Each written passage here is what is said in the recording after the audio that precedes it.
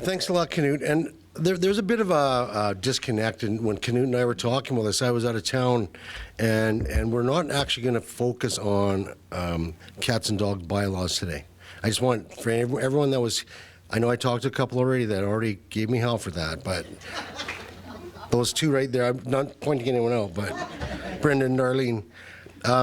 So we're going to actually focus on the work of a unique committee that we have with council. I'm going to talk to you a bit about it.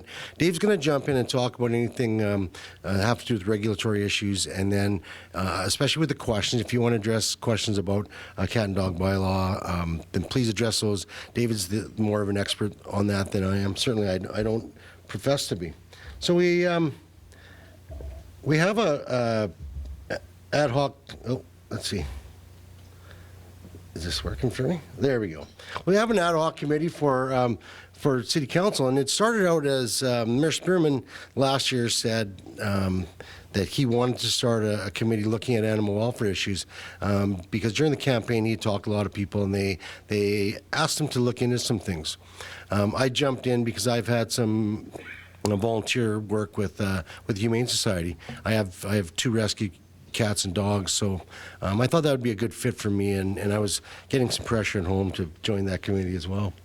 So we're an advisory committee.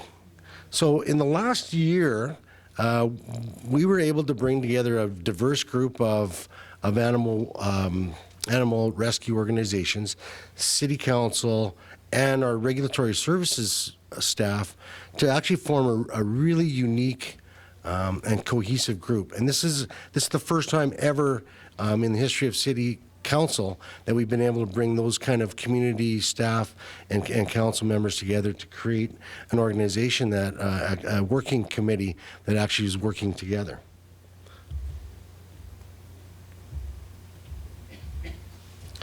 So I'm the City Council member on this committee. We have 5 community members at large. We have someone from the Humane Society, Last Chance Cat Ranch, Perfect Endings Rescue, No Kill Animal Association, and Windy City Canine. The people from PAW decided that this didn't kind of fit what their mandate was, so they decided to not stay with us. We have Dwayne Enns, the manager of regulatory services. Dave comes a lot. Dave's the senior bylaw officer for the city, as well as Sherry Merchant, who is a bylaw officer as well. We also have Steve from the animal shelter comes and attends our meetings and provides his expertise. So why do we do this? Is a question I think people need to know. Well, City Council in their, to the surprise of all of us, actually gave the Mayor's Committee the task of 3 major things to oversee, which was a bit awkward because the Mayor's Committee had a 1-year shelf life. And so as Council gave money to our committee to do these 3 tasks that I'm going to describe, that committee was actually ending, which is why we came in and started this ad hoc committee of council versus continuing with the Mayor's Advisory Committee. So that's kind of the nuts and bolts behind it. First thing is we want to oversee a pilot project designed to determine the best practices to eliminate feral cat colonies. So in Lethbridge, there's a number of, and some of you probably know this, there's a number of feral cat colonies in Lethbridge that are causing problems in different neighborhoods. And the fair and just way to deal with them is a spay-neuter program, return them back to the colony, and eventually they'll quit reproducing and the colony will go away. We've received a lot of, obviously this is Lethbridge, and we've received a lot of comments about, why don't you just go shoot them or throw them in the river, and it's pretty obvious council's not going to condone that kind of approach to dealing with an animal issue. Did you want to talk anything about this at all? About the colonies or? I think that I think it's fair to note that the city of Lethbridge does not have a program to manage feral cat colonies. Across North America, feral cats comprise maybe 50 million, so the population is estimated at 50 million feral cats throughout North America. And there are agencies that are really good at managing these outside of a municipality. And in our community, we've been fortunate enough that there have been individuals and groups that have been successful in taking part in managing the colonies before the committee was even in place. And our role is to maybe see if we can support those that are already doing the work, as well as creating a program of our own. Great. So in the past year, the group that we had together worked on some issues around how would we address the feral cat issue in Lethbridge, and we came up with a whole bunch of mechanisms how we would do it and what City Council would need to do moving forward to keep addressing this issue, and we'll answer some of those questions about that later.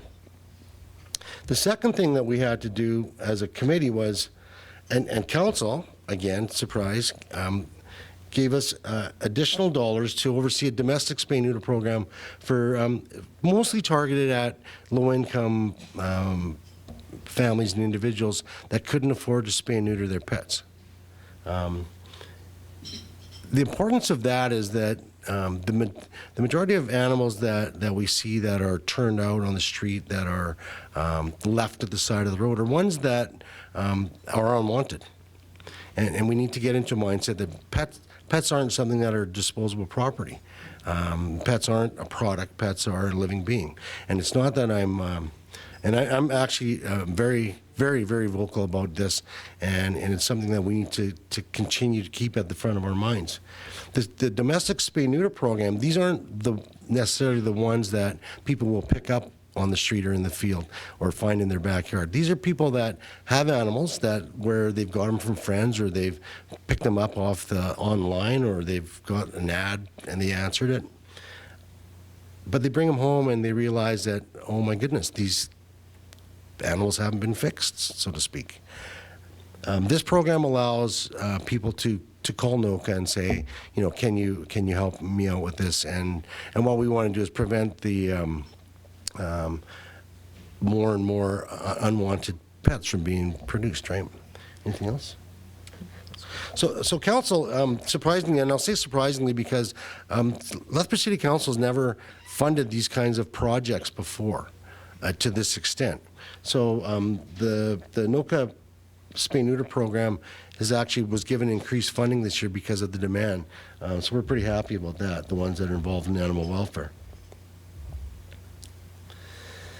The third thing that the council gave us a task to do is to oversee a process whereby for the next, I think it's 2 years, maybe 3, that there's a number of those animal rescues that I talked about at the beginning, and there's a few others as well. Sometimes they need help with other issues. They need help with maybe getting food for the animals, or blankets, or building little houses for them when they're outside.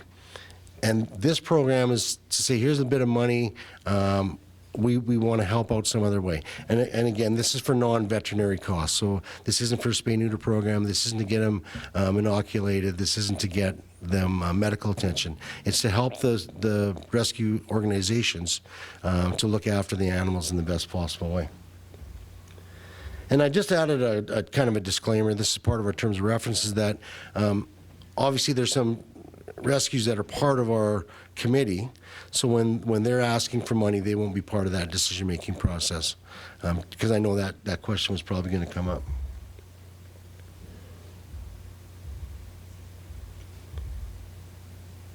Oh, what am I doing here? The fourth thing that we have to do is we have to give information to council. So our committee can't just move merrily along and do the work that we're doing. We actually have to go back to council and say, this is what we recommend. This is the work that we're doing. This is the work that you've committed to paying for on behalf of the City of Lethbridge. So this is what we're doing, and then council can either move ahead with those recommendations or not. So on a semi-annual basis, we're going to keep providing updates for council about the progress of certainly those 3 projects and any other issues that come up. Maybe there's something happens with buffalo or something. We need to deal with it. Too many buffalo in the City of Lethbridge. So this Animal Welfare Committee was going to also receive comments from the community, because they're all community-based organizations. And so if that committee, our committee, feels that something else needs to be brought forward, then they will do that. We will do that in our reporting to council. The next thing I want David to talk about, and I think this is pretty important, is that we've recently had some major renovations at the animal shelter on the north side. And I'd like David to describe that in the next few minutes before we wrap up, to kind of tell you what's going on at the animal shelter and why it was important to do the work that was done out there. Certainly. Thank you. As Rob so eloquently said, that the Welfare Committee is made up of community members. And when it comes to managing animals in any community, whether it's a small community or whether it's a large one like Calgary or Edmonton, the municipality or the city animal shelter plays one role. And they're by no means are they the only player in the game. And certainly they play at times a different role than other ones. In Lethbridge, we have a host of rescue agencies such as the Humane Society, Paw Society, a variety of independent dog rescue societies. So it's important to realize that there's many people in our community that are trying to deal with pets, dogs and cats that have lost their way or have no owners. 2014 was a good year. So we received some money as a donation to the city of Lethbridge to do some upgrades to the animal shelter. Those donations initially came in at $112,000 and were from a private individual from their estate, and it was earmarked specifically for the Lethbridge Animal Shelter. And it took time to sort that out because we have these other rescues. We want to make sure that the money is coming to the municipality to upgrade the animal shelter. From there, we met with our engineers and we brought them out to try and figure out what can we do with this money that we received. And initially it looked like we were going to be able to, maybe fix some dog kennels up and fix up one bank of cat kennels. Generously, our facility engineers took a look at life cycling of the building, and the building was 10 years old and it's heavily used. So it certainly showed signs of significant wear. So with that, they said that you allocate your resources towards trying to improve the kenneling at the animal shelter, and we'll look at the facility structure. So that allowed us to do significant renovations and broaden the scope of what we were really going to do. So with that, we were able to create and improve our kenneling areas for both dogs and cats. Essentially what we've done is the entire heating, ventilating, and air conditioning system was upgraded. And that allowed us to create separate rooms like this one where you can vent all of the air out and try and reduce some of the diseases that come into the shelter. We don't know what comes into our shelter. We don't have any way of controlling the animals that come in, and sick animals, disease can spread really quickly. So that was a great benefit to us. It also allowed us to replace all of our cat kennels and upgrade our dog kennels. With that, we also did some work for the community where we created a community room or socialization room where people can come and they can sit and play with the animals. There's a program that, Brenda, you've identified as being sit and talking to cats where kids that are struggling can come and they can take a pet and they can sit and they can read a book to a cat. And it's starting to improve. So the best benefit I can describe for you is before the renovations, I walked into our animal shelter, and it's an animal shelter. It really was designed in a way that you can manage the population of animals as an efficient way as possible while you're reducing disease. When I walked in after the renovations, I felt like I was going into a pet store. And that from a perspective of an animal shelter, that's the best thing that you can hope for, because there's a better opportunity that somebody's going to take one of those pets home. The total of the renovations ended up being around $650,000. We did receive an additional donation of $40,000 that helped us continue to complete those renovations. Is there any questions about the renovations? The shelter hours were open 9 to 6, and Saturdays were open as well, so please go down and have a look. Right? You can go on the City of Lethbridge webpage and you can take a look at the renovations as well. Part of the renovation also included trying to improve our ability to have a presence on social media or the web. And I'm not one of those guys. Like, I'm not a texter, I'm not a Facebooker, I'm not a Twitter, I don't look at all that sort of stuff. And it was a challenge for me to see the value of how that improved. But there's been a dramatic improvement in our adoptions just based on those social media. And I can give you an example. An example would be back in 2007, we don't have cats that are licensed. I can see the smile coming, but it is not a requirement. We have a voluntary cat licensing program that's been in place forever. So we do have some cats that are licensed. But our redemption of cats by owners was at 2%. 2013 and 2014, we were up at around anywhere between 12 and 17%. And that's a huge increase based on the fact that you're just using social media. And that's almost comparative to some communities that have cat licensing in place, mandatory cat licensing in place. We'll get to the question. Yeah. Okay.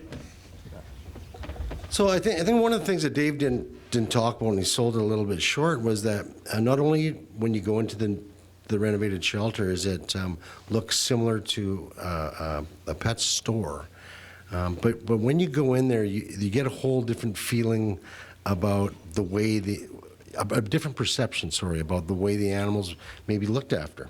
A few years ago, we lost our cat, and he was this great story. And I went to the shelter every day, and there's a bad smell in the air, just because they're animals, and there was a lot of them. But it had that weird, and it wasn't like just the smell of like cat and dog poop. It had a weird animal smell in there. Bleach. Oh, maybe that's what it was. And it was almost uncomfortable for me. And I know they were doing the best that they could to deal with the issues. So when I was fortunate enough to go there for the opening of the renovated shelter, it was a revelation that odor that I talked about before wasn't there. They have noise baffling, these big things on the ceilings and walls, so that when you go into the dog area and they're barking, it doesn't deafen you.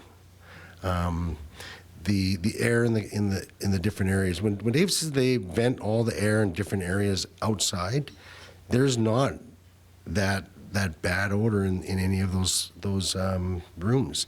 Instead of having a wire mesh on the dog cages, there's a clear plexiglass, so the dogs can actually see out and they can't injure themselves scratching on the wire. And I think that's an important distinction. The kind of a mindset change of how the city wanted to operate the shelter. Of course, moving forward, there's different things that our committee has talked about, what we'd like to see at the shelter, but those things will take time. And like I said, this is, in the last year, is the first time ever that City of Lethbridge staff, City Council, and community organizations have worked together to work on some issues. So that's pretty much a real coup for us for what we've done. And we also, I think, have to give a lot of credit to the people in regulatory services who take a lot of abuse for things that actually don't exist in our sphere of things. That they take blame for everything that has to do with anything to do with animals, that whether it's something that they can deal with or not. So David and Dwayne and Sherry do a really good job, and they're really well trained. And this is the other thing I wanted to talk about today, is that they're really well trained. They don't just show up every day and go, what are we going to do, for cats and dogs today, or what are we going to do for other? They also deal with all the other bylaws in Lethbridge, other than the zoning ones, right? Sherry just returned from a training where she's one of the highest trained what was that? Animal Control. Yeah. So when it comes to animal enforcement, animal care training, there really is only one recognized training agency, and it's out of the States. And there's 4 levels, and there's only 23 people that are certified at that 4th level. We have 2 of them in our community, right? So our animal shelter is operated by a contracted service provider, and 2 of their members are certified up to level, one certified up to level 3, one certified up to level 4, and now Sherry's certified up to level 4. And they've stopped that level 4 certification because there just isn't enough uptake. So there won't be any more than the 23 that are certified at that level 4 now. And Sherry completed that last year. Sherry's our direct employee, and the reason that we've tried to create a parity in understanding is so that our contractor, when they're telling us they need certain things to run the animal shelter, or they need the ability to have tools to do their job, without being an animal care expert that's educated in the same fashion, that communication can be a little challenging. Right? We may not see it as much of a priority. So that's allowed us to create some equity between the city of Lethbridge and our very well-trained animal control contracted service provider. We talked too long and zapped out. And just before we finish today, just to give you something to think about while you're eating lunch, right? Do we eat lunch first and then questions? Okay. I haven't been here for a while, apparently. The cost to the community, the cost of the city for doing these projects is really small. The Feral Cat Project, because of our community organizations are all pitching in, and they have these great ideas to access all these things for no cost, that's a $7,000 a year for 2 years. That's all it is. So that we're talking, we're dealing with a colony right now. It's part of this pilot project that's 26 animals. And so in order to monitor and look at that colony and deal with new animals that come in, it's a really pretty low cost way for us to look at things. The other thing with that whole Feral Cat project is we're developing a whole bunch of metrics whereby we can measure if that program's successful or not. We're identification measures, monitoring measures, who are the new cats coming in, where are the old ones going, what is happening to the cats that are sick. And what that does is it gives us a way in the future when we need to deal with this issue, we can say to a rescue organization, if you want to do this, this is what you need to do. So we're not just giving people money, we're saying, if you want money to deal with this issue, you have to follow these guidelines. And so we're developing some best practices as well. The other thing is we've had buy-in, where our pilot project is, from the entire neighborhood.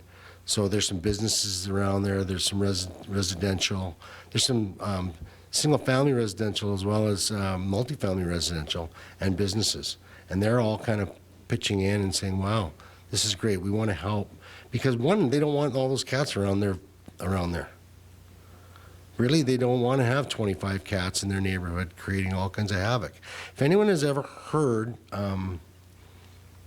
cats that have not been fixed, and when they've congregated, it's, whoa.